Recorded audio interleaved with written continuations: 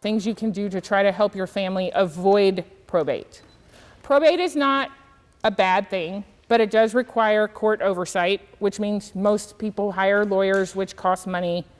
And depending on if you're trying to probate with or without wills and how many heirs there are and so forth, it can be, as cost effective as, let's say, $1,500, all the way up to $5,000, $10,000, depending on, did you have a will, how many assets are we talking about, how many creditors do we have, etc.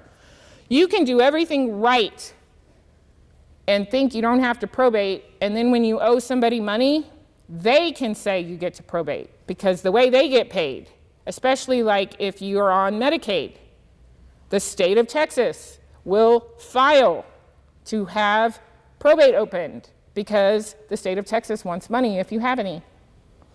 So sometimes you can't avoid probate, but there are some simple things that you can do to make it easier. So first of all, any account that you can name a beneficiary, life insurance, 401ks, retirement, bank accounts, have POD. Any place that you can name a beneficiary, the beneficiary trumps the will. So what's the good part of that? The good part is, as long as you name someone, they get the money, and it doesn't go through probate. It's a non-probatable asset. The bad news is, make sure it's the person you want. I see people all the time who come to me and say, I want my 4 kids to get everything 25%. And then I'll say, who's named on your life insurance? My husband, their stepdad. Did you know that that $2 million policy is going to go to your stepdad and your kids aren't going to get any of it? They need to match. The will doesn't control non-probatable assets. So if you have a named beneficiary, make sure it's the person you want. If you have young kids, you need to name the trust. Otherwise, the life insurance money doesn't get to the trust to take care of your kids. It goes to the estate or whatever, depending on who you name. Most people will name their spouse first, and then, like what we have, everything goes to my husband, and if my husband's dead, then it goes to the trust of my kids. That's how I have it.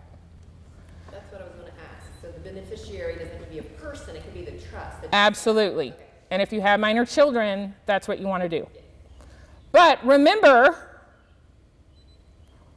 when your kids age out of the trust, you don't want to name a trust, because then you have to probate to go create a trust that doesn't need to be had anymore, because they are going to make it payable to whoever you name. And please, please, please name someone. I think we have 5 cases right now where they had a place to name a beneficiary, and the beneficiary either died and it didn't update their beneficiary, or they never bothered to fill out the form. And guess what?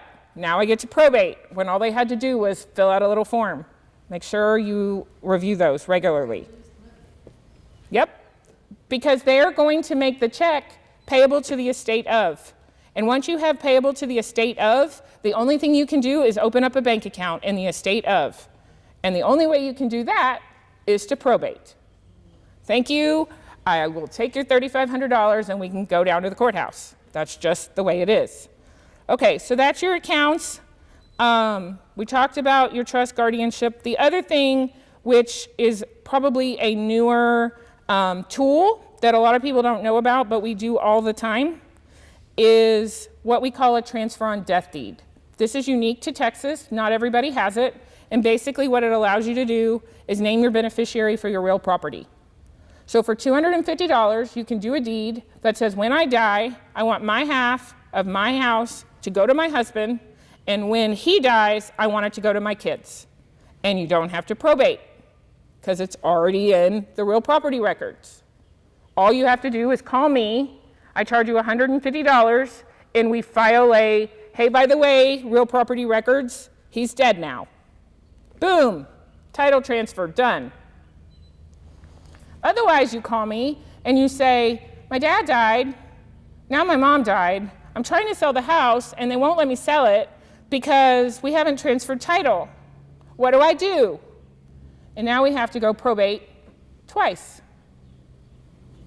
So, I'm not trying to scare you, but these are like really easy things that you can do to help yourself and to help the people you care most about, your family. So this is really important. You don't have to come see me, although I feel like we offer a pretty reasonable price in town. I would love it if you came to see me. But just some key takeaways: verify those beneficiaries, get your will documents done, get your powers of attorney done. If they're done and you haven't looked at them in 5 years, go look at them. Make sure your beneficiaries are right. And then lastly, something I failed to mention that people don't know about, you can also go out to the Department of Motor Vehicles for Texas, and there is a form that's free that's called a Right of Survivorship form, and you can name who you want to get your car. Another thing that people don't think about, because you have to transfer title to a car because you can't sell it from a dead person. So that's something that anybody can go do, and I don't even charge for that. I just print it and give them the form.